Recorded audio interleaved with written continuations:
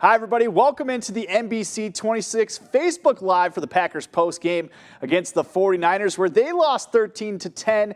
Standing by right now at Lambeau Field is sports director Brandon Kennard and sports reporter Rachel Hotmeyer. Those two, they saw it in person. I want to know what you guys thought of the game, Brandon. John, I thought it was predictable, unfortunately. I mean, could you think of a more predictable way for the season to end than with special teams miscue after special teams miscue after how bad that unit was all season long? First with missed field goals, bad returns, fumbled, muffed punt returns throughout the season. And then today you got the two big block kicks, the field goal at the end of the first half, and of course the punt return for a touchdown right here in this end zone, as a matter of fact. It was nauseating to watch. I'll just be honest. It was a tough watch. It was stunning but not shocking. Again, the special teams unit has failed every chance given to fix their play, communication issues. And again, that blocked punt recovered for a touchdown, they started to crumble then and there. There was absolutely no catching Debo after that. There was no chance of gaining any momentum or the clock back on their side after that. And then Robbie Gould, who I think has been playing since like the AFL-NFL merger in 1970. He's been around forever, first with the Bears, then with the Niners. He's never missed a field goal in his playoff career, and that continued tonight. And the cherry on top there, Rachel, as we were just discussing, the Packers only had 10 guys on the field for that field goal. And Matt LaFleur, as you'd expect, he's addressing the media right now. He called that unacceptable. And he said that that's on him. I don't know if him taking the blame for that is trying not to throw his special teams coach, Mo Drayton, under the bus or not. But, I mean, I don't see a world in which Mo Drayton keeps his job after this. But ultimately, this has happened before. This is not the first snap that the Packers have had not the right amount of men set at the line of scrimmage. So ultimately, this is a serious systemic issue. And whether Mo Drayton sticks around or not, I think there's a deeper issue at hand other than the coaching. Special teams has lacked on this team for so long, and yet the defense carried them tonight. The defense did everything you could ask them to do. Special teams and offense failed them. Yeah, chalk this one up, add this one to the long list of heartbreaking Packers postseason losses. It's kind of like 2014, the Seahawks game, probably not quite that heartbreaking, but just with all the special teams mistakes costing them. Yeah, and you guys kind of talked about the special teams a lot right there, but to me, the offense really, stepped on their tail pretty much the whole game. They were driving, had a great first drive that resulted in an A.J. Dillon touchdown. They were going right back at it again the next drive, and then Mercedes Lewis uncharacteristically fumbles. I mean, what did you guys think of the offense, and why couldn't they get things going, after that first drive or drive 1.5? I mean, it was quite pathetic, to be honest.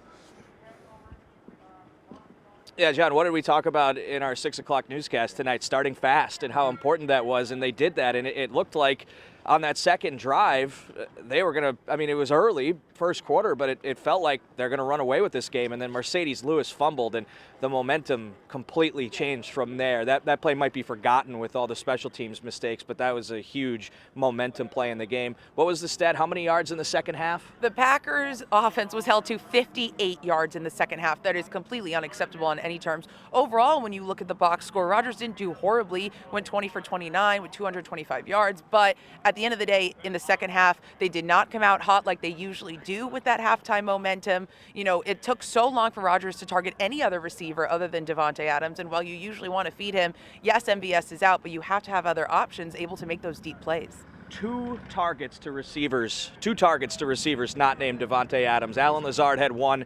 Randall Cobb had one. Other than that, everything went to running backs and tight ends. We think back to not getting Odell Beckham Jr., John, I don't know. Maybe that had an impact in this game. When you look back to November, it looked like they were in the running for him. Looked like they had a chance to sign him. You wonder how much a player like that could have helped spark the offense in a game like this. Yeah, I know Josiah DeGuara had a huge drop earlier on, and then the Packers were kind of playing with what they thought was their best 5 offensive linemen. I know Billy Turner started at left tackle, Braden at right tackle. What did you guys think of that offensive line? To me, it seemed like sometimes Rodgers was dancing around a little bit too long, but also sometimes, the 49ers were just absolutely getting to, as you saw, sacked 5 times. What do you guys think was really kind of the problem in that area? Yeah, Dennis Kelly at right tackle, right? I think it was, and Turner at left. I question that that decision to go, I mean, again, Matt LaFleur's mantra has always been we're going to put our best 5 out there, but Josh Nijman was working for you at left tackle throughout the year.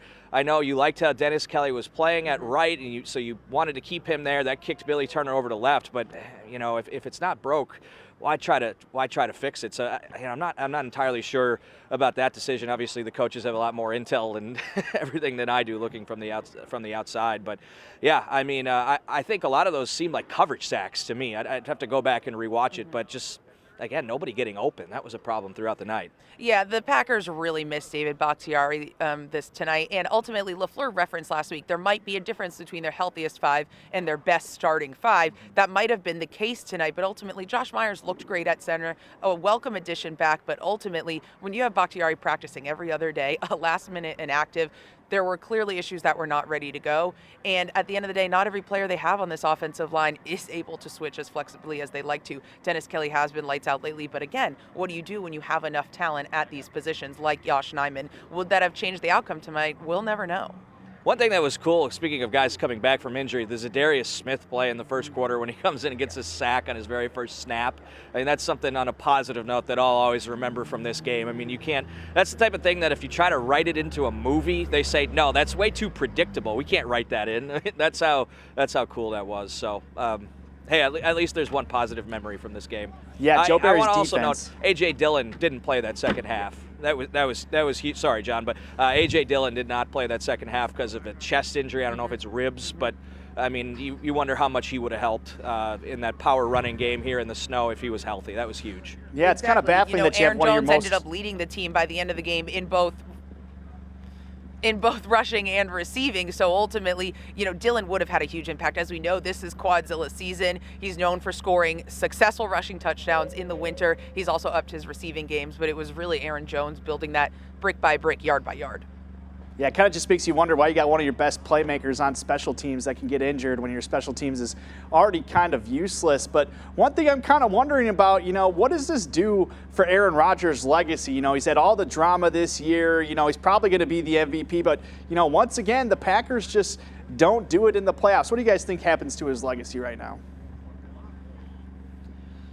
Well, this was different than any of his other playoff losses because the defense played incredibly well in this game, and that's kind of been the issue. Is I think the fewest points they've given up is 31 in a playoff loss, if memory serves. So, it's always been Rodgers either getting outscored or, maybe not getting the ball back to go, get a chance to make a big play at the end of a playoff game. Today, they only gave up 13 points. Really, the defense only gave up 6 because obviously the touchdown came from special teams. And Rodgers got the ball back with a chance to go down the field and make a play. And they went 3 and out, and he missed Allen Lazard wide open over the middle on one of those plays as well. I think it was when they went deep on 3rd and long. Lazard was open. It would have been a first down, would have kept the drive alive.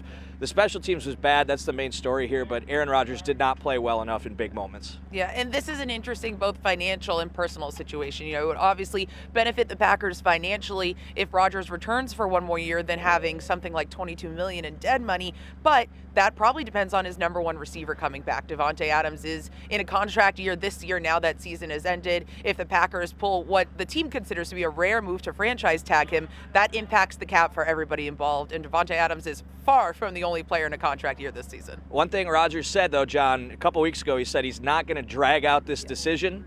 Many people thought, is that a shot at Brett Favre, for how those off seasons all went way back in the day? But I think he truly meant it. I think within the next couple weeks, maybe you got to let the Super Bowl finish first to see how things play out there. But I think he's going to make a decision pretty soon. And March and free agency and the new year in the NFL is going to be here before you know it. Yeah, Favre and Rodgers' legacies kind of matching up, disappointing playoff ends towards the tail end of their careers. But one thing I want to know is, what was the fan atmosphere like there at the end of the game? I mean, it had to just be devastating. What are some things you guys heard on your way down to the field?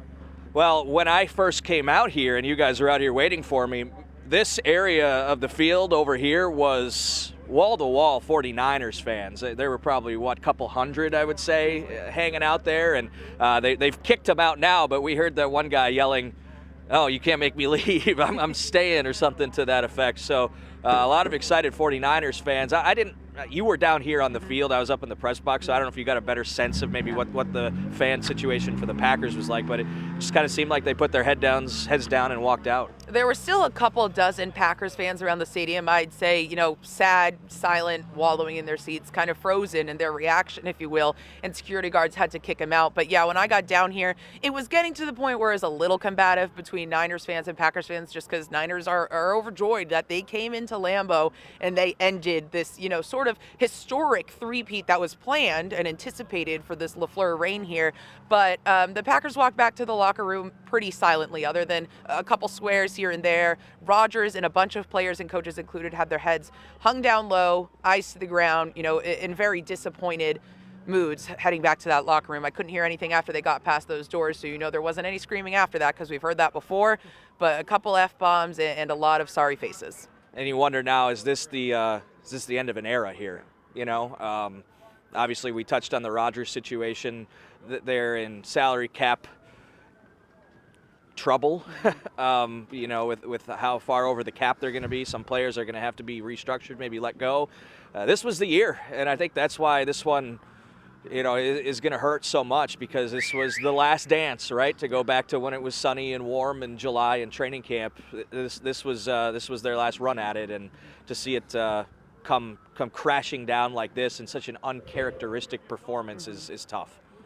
Yeah, in order to be a last dance, it would have had to win a Super Bowl before. But, where does this team go from here? I mean, I know it's super early to think about it, but there's a lot of unknown questions around this team right now, and it seems like they had the most complete team since their 2011 Super Bowl title. But what do you guys think is next, maybe in the short term? I know we talked about Mo Drayton maybe getting fired, probably not going to make it past the week. But what do you guys think's next? I'll let you take that one. There's so many.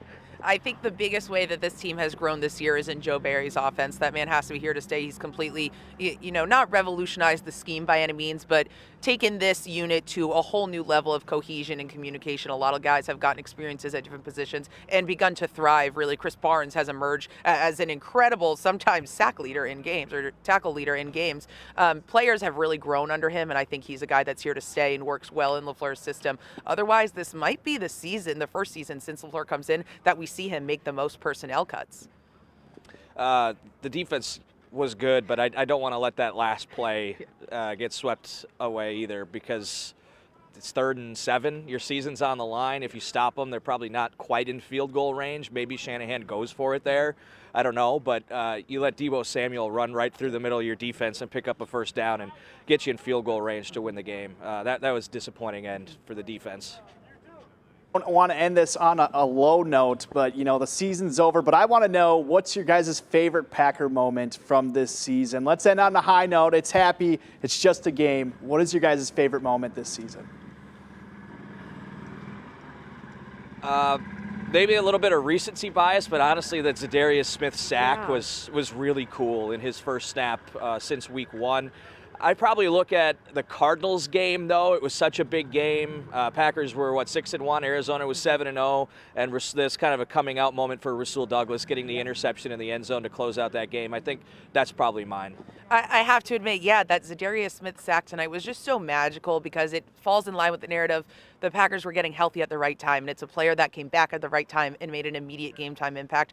You got to love Douglas's pick sixes. The storyline there is incredible above all else. But to me, I love the moments where we got to see Jordan Love take true NFL snaps, because it's so huge both for him as a player, the organization as a whole. It's a really big moment when you get to look into what the future of this organization is. The toe in the camera was memorable, too. I don't know if I could keep my foot that high. Yeah, guys, well, I know you, Brandon, you're turning into a snowman. Rachel, you're turning into a snow woman. So let's get you guys into warmer pastures. Thank you for joining us tonight on the NBC 26 Facebook Live. It was a heartbreaking season, but thanks for tuning in all year, and we hope to have great off-season coverage for you guys as well. But that'll do it for the Facebook Live. Thank you for tuning in. Brandon, Rachel, thanks again. Thanks, John.